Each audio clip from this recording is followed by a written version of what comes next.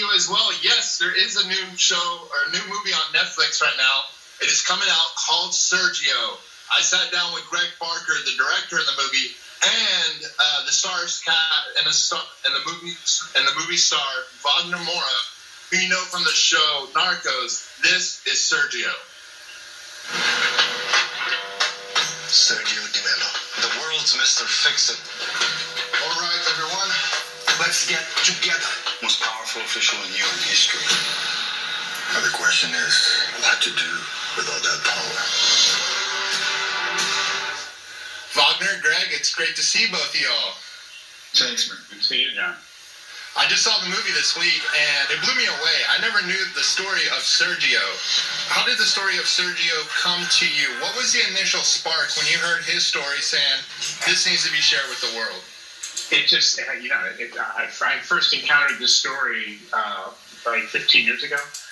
Samantha Power was writing a book about Sergio Di Mello, and it just spoke to me on a number of levels in a deeply emotional space. I've spent a lot of my life working as a journalist and documentary filmmaker overseas. There's something about the scope of his life, his internal struggle. He saw the world very clearly, but didn't really see himself or those closest to him very clearly, and in fact ran from responsibilities at times, personal responsibilities. It spoke to me. I saw a universal story, a beautiful story, about love and purpose that I thought would resonate. Wagner, like Sergio, you two are from Brazil and have devoted a lot of your life to human rights organizations. You're a goodwill ambassador for the International Labor Organization. How has your childhood in Brazil and working with the ILO influenced you for this role? This is a very interesting question. I was always very fascinated by the United Nations.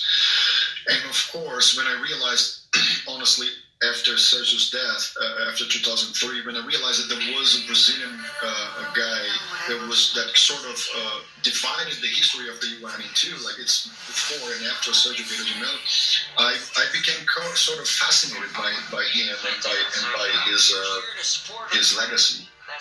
And of course, human rights. When he was killed, he was the UN High Commissioner for Human Rights, and human rights is sort of part of my life. So it all made sense. The film about Sergio is part of a more ambitious project that I have, which is to produce films about Latin people that don't reinforce stereotypes. So I think that beginning with someone like Sergio made a lot of sense to me personally. Yeah, the movie Sergio is incredible. It comes out on Netflix this Friday.